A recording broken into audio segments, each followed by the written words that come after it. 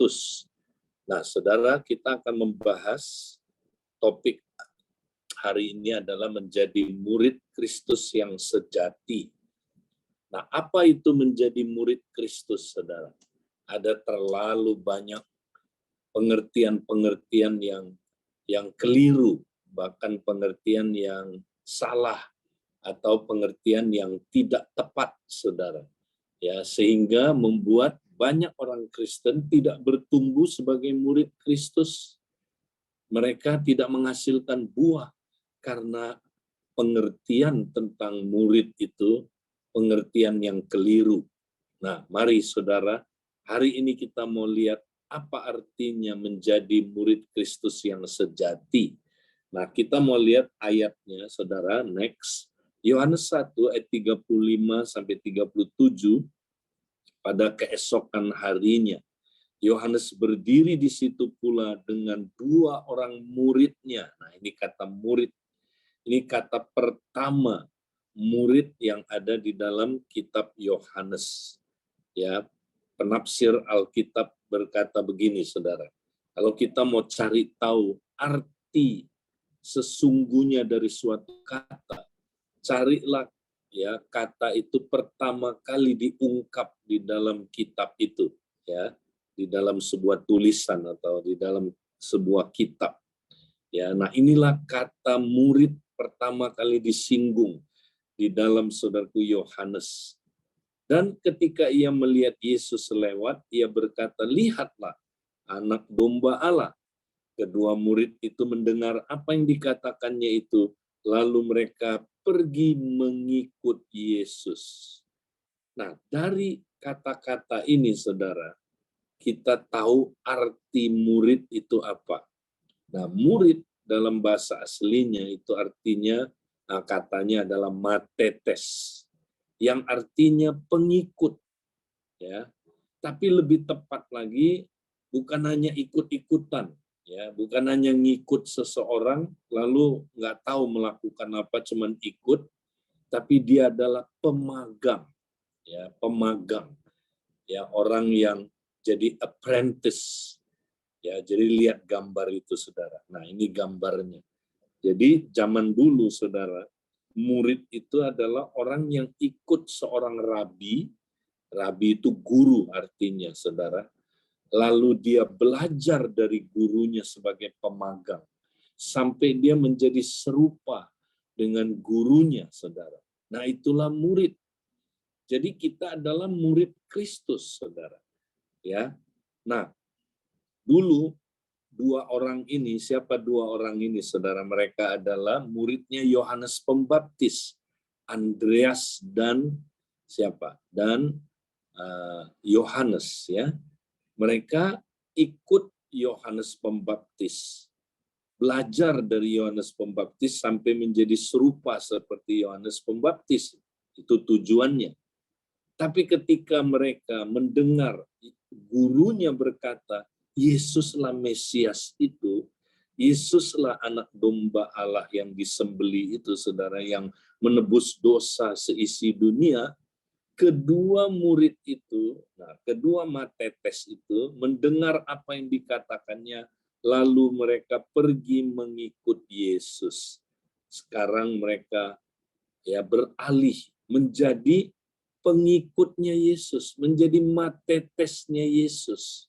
Berarti sekarang mereka ya mengikut Yesus, belajar dari Yesus sampai menjadi serupa dengan Yesus. Nah, itulah, saudaraku, makna pemuritan. Jadi kita adalah apa, saudaraku, muridnya Yesus, bukan muridnya manusia. Nah, sekarang masih banyak yang salah. Pemuritan itu kamu murid saya. Itu salah, saudara. Kita tidak jadi murid seseorang, kita muridnya Tuhan Yesus. Ya, tapi orang itu menolong kita jadi murid Yesus. Bisa dia disebut pemurid, tapi kita bukan ikut dia, ya. Kemudian kita fokusnya ke dia sampai kita jadi serupa dengan dia. Kita adalah pengikutnya Yesus. Ya, kita pemagangnya Yesus sampai akhirnya kita serupa dengan Yesus. Ya, itulah saudaraku murid. Nah, sekarang apa arti pemuritan? Ya, mari kita lihat saudara. Ayatnya Matius 11 ayat 28 sampai 30. Next. Inilah definisi pemuritan saudara. Ini ayat yang paling powerful menjelaskan apa itu pemuritan. Ya, Yesus bilang begini, marilah kepadaku semua yang letih dan lesu dan berbeban berat. Aku akan memberi kelegaan kepadamu. Pikullah kuk yang kupasang dan belajarlah padaku, karena aku lemah lembut dan rendah hati. Dan jiwamu akan mendapat ketenangan, sebab kuk yang kupasang itu enak dan bebanku pun ringan. Nah, jadi Yesus memanggil kita, saudara, ya, untuk apa, saudara? Untuk pikul kuknya. Nah, kita harus mengerti konteks zaman itu, saudara. Memikul kuk itu punya arti, ya, menurut konteks sejarah, saudara. Jadi kita nggak boleh sembarangan menafsir kuk yang kupasang ini apa. Ya, memang kuk yang kupasang ini bisa banyak artinya, saudara. Yang artinya adalah beban yang dipikul seseorang. Tapi kita harus tahu dulu, ya, kuk yang dipasang ini apa. Nah, kita akan menafsir ini dari Alkitab sendiri. Next, kita lihat berikutnya. Sebab, ya, Yesus berikutnya, ayat berikutnya, ya. Nah, jadi satu kali Tuhan Yesus, ya, menegur, menemplak dengan keras orang-orang Farisi, ya, guru-guru, rabi-rabi orang Yahudi yang pada umumnya orang Farisi, saudara. Ya, jadi zaman itu gini, saudara. Orang Farisi, saudara, ya, guru-guru atau rabi-rabi, ya, itu saudara mempunyai aliran-aliran tertentu, ya. Jadi waktu zaman itu, saudara, kuk itu, ya, ada punya arti, saudara. Kuk seorang rabi itu artinya otoritas pengajaran seorang rabi, terutama penafsirannya atas Alkitab. Itu artinya kuk di sini, saudara. Otoritas pengajaran seorang rabi, terutama penafsirannya atas Alkitab. Ya, jadi contohnya gini, saudara. Zaman itu ada Rabi Hillel namanya, saudara. Wah, ini agak liberal. Dia punya penafsiran Alkitab tentang hukum Taurat yang agak liberal. Rabi Hillel, aliran Hillel. Nah, ini dia punya kuk. Kuknya adalah, ya, otoritas pengajaran. Rabi itu menurut penafsirannya sendiri tentang apa, saudara? Tentang hukum Taurat. Nah, ada lagi nanti Rabi Shammai. Ya, dia juga punya kuk, ya, otoritas pengajaran, ya, yang punya penafsiran tersendiri atas hukum Taurat. Nah, Rabi Shammai itu lebih konservatif, saudara. Nah, ada lagi yang paling liberal, ya, Rabi Akiva, ya, saudara. Nah, dia juga punya penafsiran-penafsiran tentang Alkitab, hukum Taurat. Jadi mereka masing-masing punya kuk, saudara. Ya. Nah, orang-orang Farisi, Tuhan Yesus ngomong soal mereka, dia bilang begini, sebab itu, ya, turutilah dan lakukanlah segala sesuatu yang mereka ajarkan kepadamu. Tetapi janganlah kamu turuti perbuatan-perbuatan mereka, karena mereka mengajarkannya, tapi tidak melakukannya. Nah, perhatikan ayat 4 ini dia.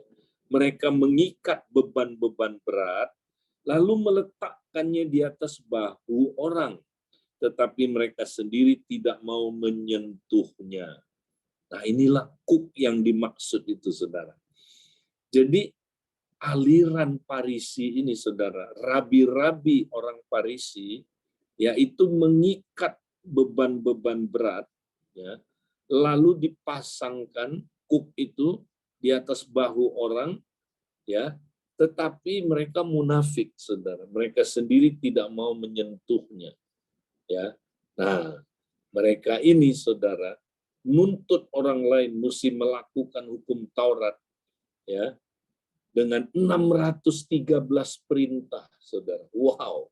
Ya, dari 10 perintah dikembangkan terus ya di dalam kitab Taurat, dia baca, dia simpulkan 613 perintah. Ya, belum lagi sebagian itu tercampur dengan tradisi-tradisi manusia, Saudara. Nah, akibatnya ya mereka taruh kuk ini pada bahu orang, ya, tapi mereka sendiri tidak mau menyentuhnya. Nah, ini saudaraku yang menyebabkan orang Israel, yang orang Yahudi waktu itu berbeban berat. Ya, kenapa saudaraku? Karena nggak ada seorang pun bisa melakukan hukum Taurat dan menjadi benar dengan kekuatannya sendiri. Nggak ada. Jadi makanya berbeban berat. Saudara-saudara, banyak sekali orang hidup di dunia ini di bawah tuntutan-tuntutan pengajaran-pengajaran dunia ini, ya, pengajaran-pengajaran agama tertentu, tuntutan-tuntutan yang sebenarnya, saudaraku, ya, itu tidak bisa, saudaraku, mengubah manusia ya menjadi seperti yang Tuhan inginkan. Itu bahkan membuat beban berat, saudaraku. Nah, itulah yang dipikul oleh orang-orang saudaraku, Yahudi waktu itu. Nah, mari kita lihat kembali ke ayat tadi berikutnya, ya. Matius 11 ayat 28 sampai 30, next, ya, ini dia. Nah, jadi Yesus bilang begini, marilah kepadaku semua yang letih lesu dan berbeban berat. Aku akan memberi kelegaan kepadamu. Jadi apa yang dia maksud, saudara? Ini adalah semua orang Yahudi yang pikul kuknya para rabi tadi itu. Rabi orang Farisi. Ya, yang saudaraku? Yang menuntut mereka melakukan 613 perintah supaya bisa hidup baik dan benar, saudara. Ya, 603 perintah itu ya mereka sendiri nggak bisa melakukannya. Mereka sendiri, saudaraku, tidak melakukannya. Tapi mereka tuntut orang-orang melakukannya. Makanya orang Israel, orang Yahudi waktu itu berbeban berat. Nah, Yesus panggil mereka, saudara. Mari, semua yang letih lesu dan berbeban berat, aku akan memberikan kelegaan kepadamu. Wow, kalau kita datang sama Tuhan Yesus, saudara, kita akan dapat kelegaan. Ya, orang-orang Yahudi kalau datang kepada Yesus akan dapat kelegaan. Nah, bagaimana caranya? Ayat 29. Saudara mau mengalami kelegaan? Pikullah kuk yang kupasang. Nah, jadi saudara sekarang ngerti apa artinya pikul kuk yang kupasang. Artinya ganti kuk. Kalau kamu dulu muridnya siapa? Kamu muridnya rabi-rabi itu, stres kamu. Ya, ganti kuk, jadi murid aku. Itu maksudnya Yesus. Pikul kuk itu artinya ganti Jadi Jadilah muridku. Ganti kuknya. Dulu kamu dimuridkan oleh dunia ini, dimuridkan oleh kepercayaan tertentu, dimuridkan oleh ajaran-ajaran tertentu, dimuridkan oleh prinsip-prinsip tertentu. Itu semua mendatangkan stres buat kamu. Itu mendatangkan kamu tidak ada kelegaan. Hidup kamu dalam keadaan berbeban berat. Ganti kuk. Jadilah muridku sekarang. Pasang kuknya aku. Ya, berada di bawah otoritas pengajarannya aku. Karena akulah rabi sejati itu. Akulah rabi yang luar biasa itu. Akulah gurumu yang hebat itu. Ya, pasang kuk yang kupasang. Nah, ini yang pertama. Jadi, ambil keputusan jadi murid Kristus dulu, saudara. Itu yang pertama. Kedua, baru belajarlah padaku. Karena menjadi murid itu adalah menjadi pemagang. Menjadi pemagang. Jadi kita belajar dengan Kristus tiap hari, saudara. Ya, kita belajar. Nah, karena aku lemah lembut dan rendah hati. Nah, nanti kita lihat, saudara, pelajaran apa yang paling banyak akan kita belajar dari Kristus kalau kita ikut Dia. Nah, ini dia, lemah lembut dan rendah hati. Nanti saya cerita kemana, ya, kenapa. Dan katanya kalau kamu belajar ini terus, lemah lembut dan rendah hati, jiwamu akan mendapat ketenangan. Wow, itu dia, saudara. Jiwa kita akan mendapat ketenangan. Nah, lalu alasannya dia bilang begini, saudara. Kenapa? Sebab katanya, saudara, ya, kuk yang kupasang itu enak dan bebanku pun ringan. Ya, jadi saudara perhatikan, saudara. Kalau saudara jadi murid Yesus, saudara akan diberikan cara hidup yang enak dan ringan, saudara. Cara hidupnya enak dan ringan. Walaupun jalannya nggak mudah, jalannya sempit, ya, banyak tantangannya, saudara. Ya, banyak apa, saudaraku, banyak hal-hal yang kita hadapi. Jalannya sempit, tapi cara hidup kita enak. Ya, bahasa Inggrisnya easy, mudah, dan beban kita ringan. Kenapa, saudara? Karena kalau kita pikul kuknya Yesus, ya, itu hukum-hukumnya dia, saudara, itu tidak berat. Mari kita baca ayat berikutnya, saudara. Ya. Nah, 1 Yohanes 5 ayat 3 sampai 4, dia bilang begini, sebab inilah kasih kepada Allah, yaitu bahwa kita menuruti perintah-perintahnya. Kalau saudara murid dia, saudara, dia udah panggil saudara, saudara pasti mau pikul kuknya dia. Nah, ini dia, menuruti perintah-perintahnya. Saudara pasti mau menurutinya. Nah, dia langsung bilang gini, perintah-perintahnya itu tidak berat. Nah, ini dia, ringan, saudara, tidak berat. Sebab semua yang lahir dari Allah mengalahkan dunia, dan inilah kemenangan yang mengalahkan dunia, iman kita. Nah, saudara, perintah-perintahnya enggak berat. Kenapa? Ya, buat siapa yang enggak berat? Buat orang yang lahir baru. Ya, kalau saudara lahir baru, perintah-perintah Tuhan itu enggak berat. Kenapa, saudara? Karena orang yang lahir baru, ya, Kristus berdiam di dalam diri dia, betul? Lihat gambar ini, saudara. Itu hati saudara. Nah, Kristus berdiam di dalam hati saudara. Nah, kalau Kristus berdiam dalam diri saudara, maka hidup saudara bukan saudara lagi, tapi Kristus yang hidup di dalamnya. Akibatnya melakukan perintah-perintah Tuhan, ya, tidak sulit. Kenapa? Karena, ya, Yesus ada di dalam saudara. Dia yang akan apa, saudara? Mementor saudara, memuridkan saudara, mengajar saudara bagaimana saudara bisa hidup menuruti perintah-perintah dia. Ya, bukan cuma mengajar kita, tapi dia memberi kita kekuatan untuk kita bisa melakukan perintah-perintah Tuhan itu. Makanya perintah-perintah Tuhan itu tidak berat, saudaraku. Ya, karena Yesus ada di dalam kita dan dia, saudaraku, yang mengajar kita. Ya, nah inilah dia, saudaraku, kenapa kuk Kristus itu enak dan ringan. Haleluya, saudara. Ajarannya Yesus itu enak dan ringan. Ya, saya dulu pikir, aduh, ikut Yesus itu enak. Ternyata memang enak, saudara. Ya, memang mudah, saudara.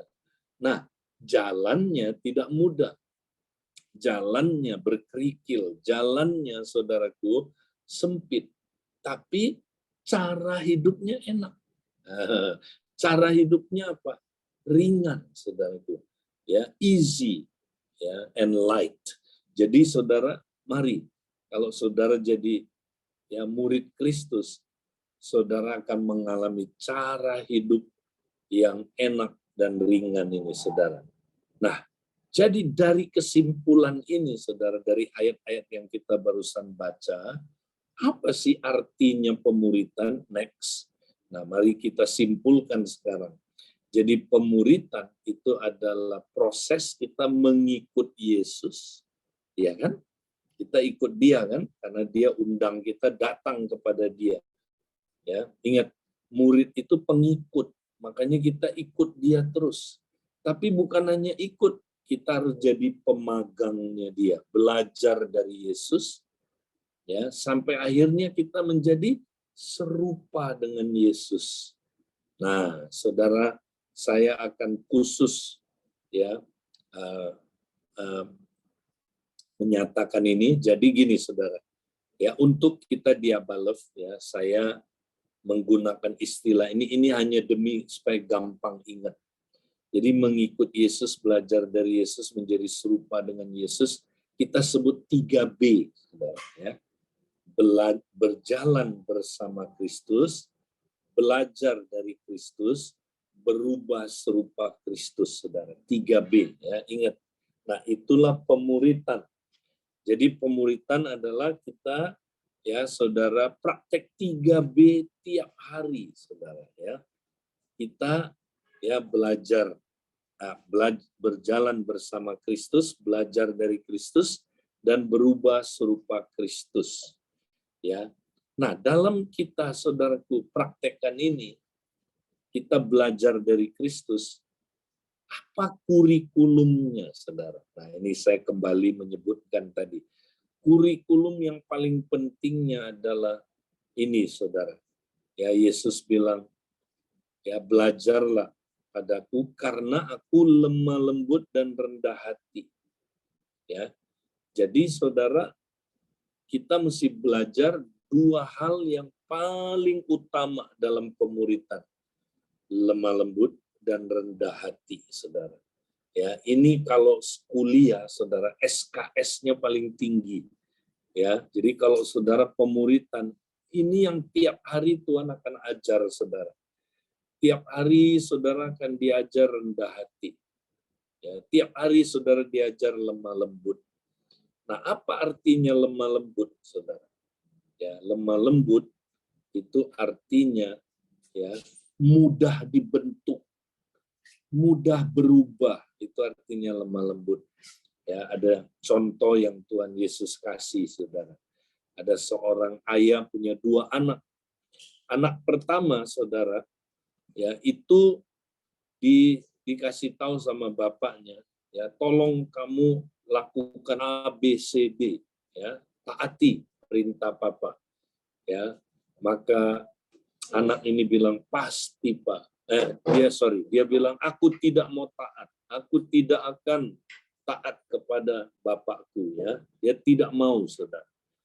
Tapi waktu dia keluar, saudara, dari ruangan itu, ya, kemudian dia mulai menyesal, ya.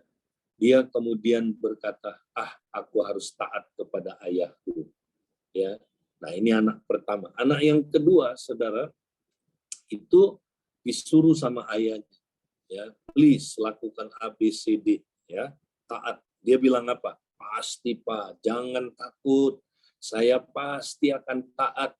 Setelah dia keluar dari ruangan, dia nggak pernah taat. Nah, di antara dua anak ini, saudara, mana yang berkenan kepada bapaknya? Yang pertama, ya kan?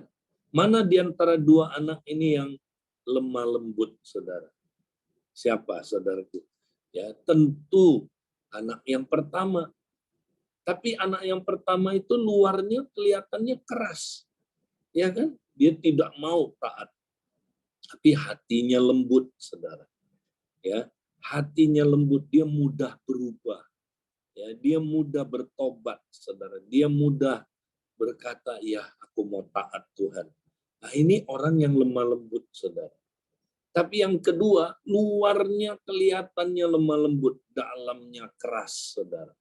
Ya, dia tidak mau taat, tapi dia penampilannya kayak taat, saudara. Ya, nah memang beda. Yang satu buah duren, yang pertama, luarnya berduri, keras, ya, saudara, dalamnya dong wangi, lembut, ya. Nah, yang kedua, saudaraku, kedondong, luarnya licin, mulus, dalamnya dong berserat, ya, berduri. Nah, saudara, banyak orang kayak kedondong ini, bukan duren, saudara. Ya, makanya saudara, kita mesti terus belajar lemah lembut. Nah, Tuhan Yesus tiap hari akan ngajar kita gimana supaya kita berubah terus, saudara. Kalau kita nggak belajar ini, saudara, kita nggak bisa berubah. Ya. Nah, yang kedua, saudara, kita mesti belajar rendah hati terus. Apa itu rendah hati, saudara? Ya, orang yang rendah hati lawannya kan sombong. Orang yang sombong adalah orang yang egonya yang berkuasa, egonya yang memerintah dia, saudara. Ya, nah ketika ego kita yang memerintah kita, ya maka apa yang terjadi, saudara? Ya, kita hidupnya egois, berpusatkan diri sendiri. Nah, disitulah datang segala macam bentuk kejahatan, saudara. Di mana ada kepentingan diri sendiri, ya, di situ muncul segala yang jahat. Ya, nah disitulah saudara hidup kita nggak pernah bahagia. Orang yang diperintah oleh egonya, saudara, sombong, ya itu adalah orang yang saudara nggak pernah bahagia. Ya, selalu saudara nggak puas, selalu nggak pernah istirahat, ya nggak pernah apa, saudaraku, dapat ketenangan. Ya, dia selalu saudara gampang apa, marah, gampang kecewa, gampang nyalain orang lain, ya gampang saudara konflik, ya itu dia, karena dia konflik sama batin sendiri. Ya, kita tidak diciptakan untuk hidup egois, saudara. Nah, ego kita itu harus ditundukkan kepada Allah. Harus dikuasai oleh Kristus. Itulah rendah hati, saudara. Jadi orang yang rendah hati, egonya ditundukkan kepada Kristus. Nah, ini yang tiap hari Tuhan akan ajar, saudara. Ketika nanti saudara ikut pemuritan, ya, yaitu jadi muridnya dia. Nah, ini SKS tertinggi, saudara. Jadi mari saudara, ya kita mau saudara jadi muridnya Kristus. Kenapa? Ya karena dia itu guru kita, saudara. Yesus itu rabi kita. Tapi bukan hanya rabi. Nah, dia beda sama rabi-rabi Yahudi yang munafik itu, saudara, yang orang Farisi. Dia bukan hanya guru. Mari kita lihat ayat ini, saudara. Dalam Yohanes 13 ayat 13 sampai 14, kamu menyebut aku guru dan Tuhan. Dan katamu itu tepat, sebab memang akulah guru dan Tuhan. Jadi, jikalau aku membasuh kakimu, aku yang adalah Tuhan dan guru, ya, Tuhan dan gurumu, maka kamu pun wajib membasuh kakimu. Ya, kamu pun wajib saling membasuh kakimu. Nah, Yesus, saudara, siapakah dia buat kita, saudara? Ya, dia ya adalah Tuhan dan guru kita. Murid-murid panggil dia guru dan Tuhan, tapi dia balik, saudara. Dia bilang, aku adalah Tuhan dan gurumu. Ya, dia bukan guru yang biasa kayak rabi-rabi Yahudi. Ya, kalau rabi Yahudi mereka bukan Tuhan, tapi dia adalah Tuhan. Wow. Makanya kita harus lebih taat kepada dia, saudara. Ya, dia adalah Tuhan. Kita harus ikut dia 24 jam, taat kepada dia 24 jam, dan dia adalah guru kita. Jadi kita mesti magang dengan dia terus-terusan, saudara. Ya, kita harus magang. Ya. Nah, jadi saudara, inilah artinya menjadi murid Kristus. Ya, 3B. Jadi, nah kesimpulannya sekarang, saudara. Ya, jadi kita mesti apa, saudara? Melakukan pemuritan 24 jam setiap hari. Ya, nah banyak orang nggak nangkep, saudara. Apa itu pemuritan? Oh, yaitu nanti kalau kita lagi belajar program-program tertentu, itu lagi pemuritan. Ya, nggak salah belajar program-program tertentu, saudara. Ya, ada yang berpikir pemuritan, oh nanti waktu kita Bible study itu lagi pemuritan. Ya nggak salah Bible study itu, yaitu bagian dari pemuritan juga, saudara. Tapi jangan lupa, ya, pemuritan itu adalah ya kita praktek 3B setiap hari. Nah, itu. Kalau saudara nggak tiap hari praktek 3B, saudara bukan sedang pemuritan. Ya, saudara nggak tahu lagi ngapain, cuman beragama Kristen aja. Ya, kita disuruh menjadi murid Dia, saudara. Ya, yaitu apa, saudara? Kita berjalan bersama dengan Kristus, belajar dari Kristus, berubah serupa Kristus tiap hari, saudara. Tiap hari, ya, 24 jam. Ya. Nah, jadi saudara, inilah artinya pemuritan. Nah, sekarang ya nanti kita akan banyak membahas bagaimana kita praktek 3B ini setiap hari. Ya, bagaimana caranya? Nah, contoh berjalan bersama Kristus. Ya, sekarang Kristus ada di mana, saudara? Dia bukan guru yang di luar kita lagi. Ya, kalau dulu Yesus ya benar-benar diikuti secara fisik oleh murid-murid karena dia belum ada di dalam diri muridnya. Jadi dia ya mesti diikuti, nempel terus seperti seorang murid ikut rabinya. Ya, tapi sekarang rabi kita udah ada di dalam kita. Ya. Jadi saudara, kita nggak perlu lagi ikut dia secara fisik. Jadi bagaimana kita berjalan bersama Kristus, saudara? Ah, ini dia. Caranya adalah menyadari kehadirannya dan terus-menerus berdialog dengan dia. Itulah konsep coram Deo, saudara. Coram Deo itu adalah konsep kita hidup di hadapan wajahnya Allah, di bawah otoritasnya Allah, untuk kemuliaannya Allah. Itulah konsep coram Deo. Jadi coram Deo itu gini, saudara. Kita tiap hari sadar akan hadiratnya dan berdialog dengan dia. Nah, kan kita nggak lakukan ini, saudara. Kebanyakan kita pikir, oh ini ya ini adalah kegiatan apa, saudaraku? Ya, rohani. Nanti kalau di gereja, nah, kita coram Deo. Kalau doa pagi kita coram Deo. Ya, enggak, saudara. Ini sepanjang hidup saudara, umur hidup saudara, dan 24 jam sehari. Saudara mesti praktek coram Deo. Sekali lagi, coram Deo itu apa? Ya, sadar akan hadiratnya dan berdialog, berkomunikasi terus dengan guru kita. Ya, karena dia Tuhan dan guru kita, saudara. Kita mesti terus berkomunikasi dengan dia. Ya, itulah pemuritan. Ya, nah setelah B pertama, baru kita bisa praktek B yang kedua. Baru kita bisa belajar dari Kristus, jadi apa, pemagangnya. Kita mesti terus-terusan magang. Ya, magang di mana aja?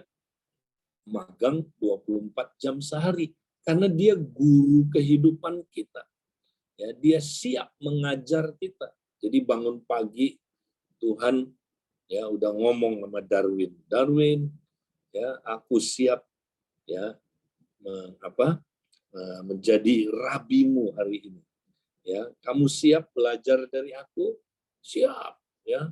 Nah, Tuhan bilang, "Oke, mulai sekarang ya, pagi-pagi ya, ketika kamu bangun pagi, ketika olahraga, kamu mesti olahraga di hadapan hadiratku sambil berdialog dengan aku, ya, dan aku nanti akan ngajar kamu supaya dalam berolahraga ya kamu ya boleh belajar bagaimana berolahraga dengan baik untuk kemuliaanku, ya." Nah, dia ajar kita, saudara.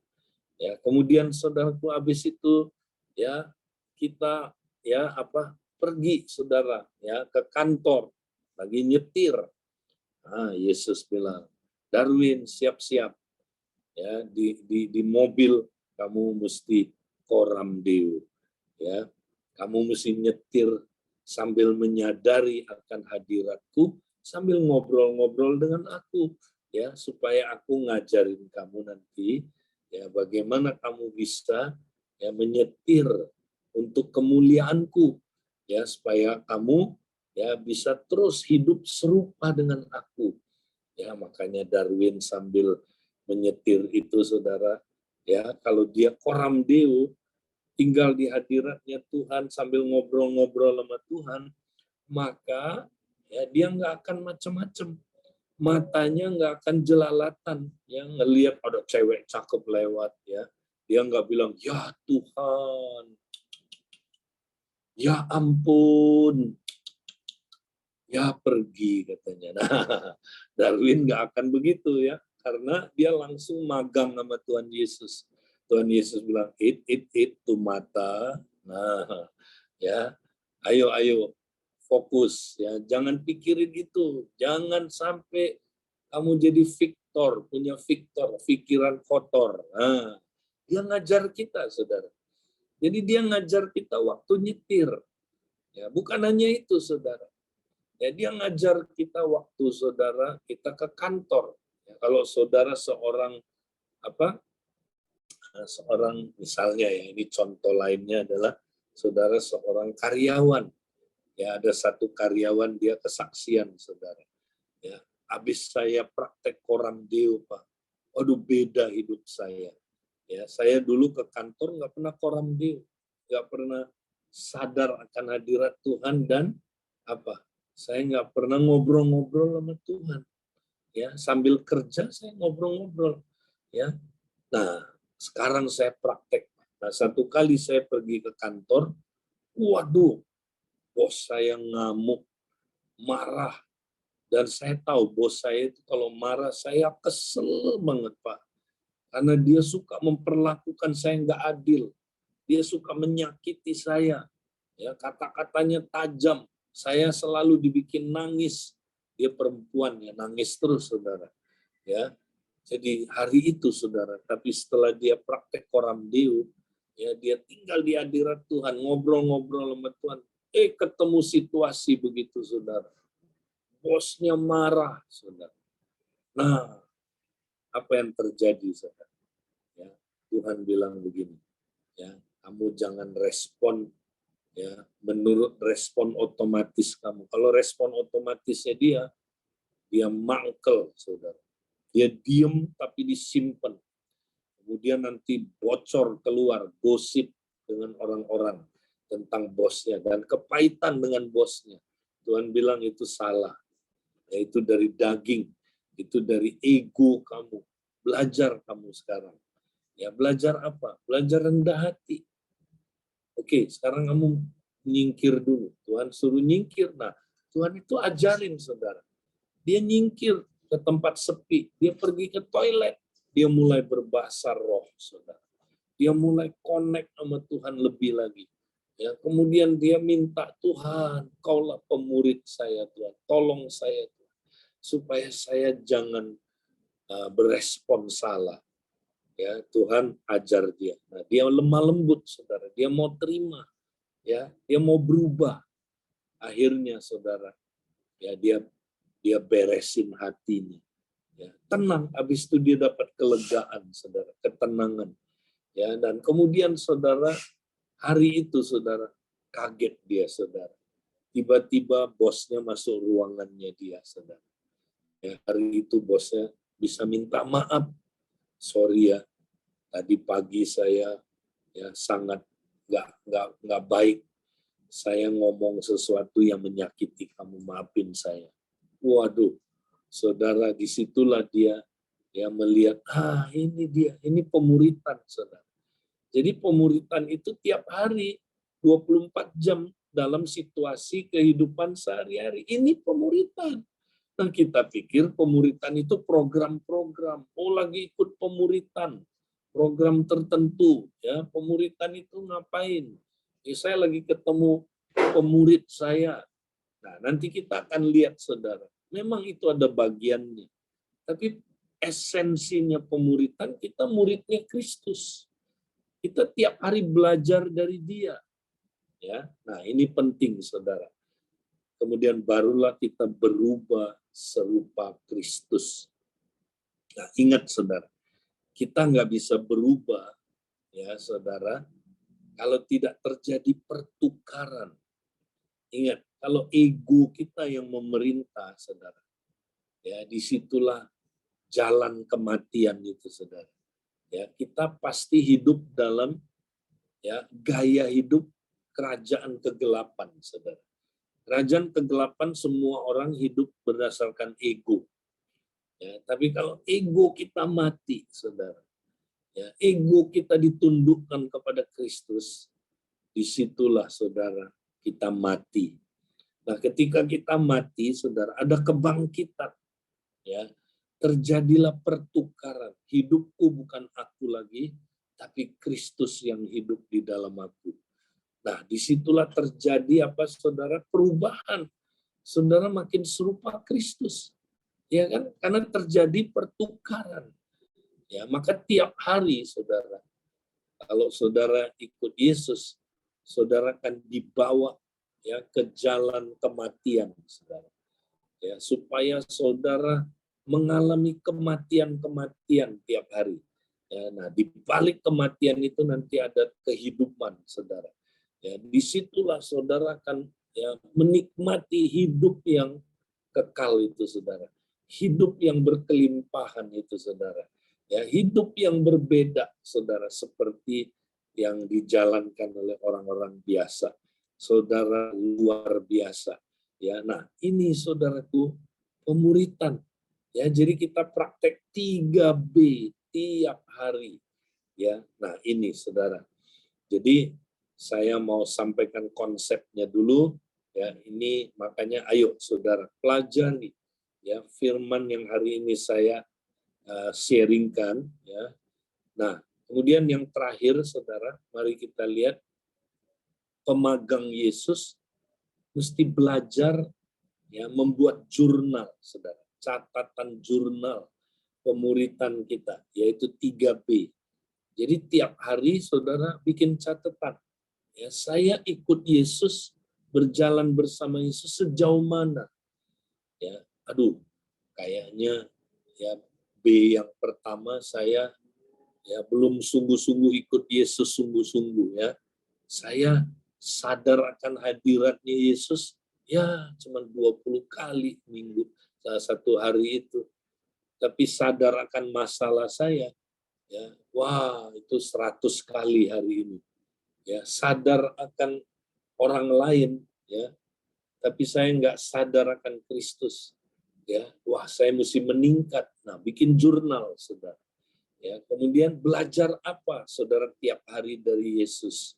Karena dialah, kita muridnya dia, kita pemagangnya dia. Belajar apa? Dicatat, saudara. Ya, kemudian perubahan apa yang terjadi dalam hidup saya? Apa yang Yesus bawa, kematian-kematian apa yang dia bawa ya ke dalam diri kita supaya ada kebangkitan, supaya ada kehidupan dalam diri kita. Ya, diajar kita apa tentang rendah hati dan lemah lembut. Dicatat, saudara. Nah, itu akan membawa perubahan nanti. Nah, tokoh-tokoh hamba Tuhan ya seperti Frank Laubach, Agustinus, John Wesley, Jonathan Edwards, ya, Dave Brent, ya, Stanley Jones, wah ini luar biasa, ini tokoh-tokoh metodis, ya, George Fox, ya ini tokoh-tokoh apa Puritan ya, Jane Guyon, masih ingat saudara, Madame Guyon ya, nah ini Chambers Appenzellers, nah ini juga tokoh metodis saudara, Henry Martin, Jim Elliot, Hudson Taylor, William Wilberforce yang mencoba berjuang melawan apa hukum, melawan apa perbudakan ya, dan George Whitefield ya. Jadi orang Arminian maupun orang Calvin, saudara, ada di sini ya. Mereka semua ya praktek 3B ini, saudara, tapi mereka catat ya, mereka catat jurnal. Kalau saudara nggak bikin jurnal, saudara nggak tahu progresnya, saudara nggak semangat. Ya, nah inilah yang kita mau lakukan, saudara, tahun ini, saudara. Ya, nanti ada materi tuntunannya. Ya, nanti akan dimulai dari pemimpin dulu, saudara, praktek ini. Ya, nanti saudara bisa ya muridkan ya ke bawah saudara. Bagaimana praktek 3B ini tiap hari. Nah, inilah pemuritan saudara. Ya, jadi saudara, saya harap saudara akan nangkep ini, dan saya doakan supaya saudara di awal tahun ini ya, memulai tahun ini benar-benar ya menjadi murid Kristus yang sejati. Baik, itu saja yang saya mau sampaikan. Nanti kita lanjut lagi di minggu-minggu berikutnya. Tuhan memberkati. Saya kembalikan ke teman-teman yang bertugas. Ya, terima kasih.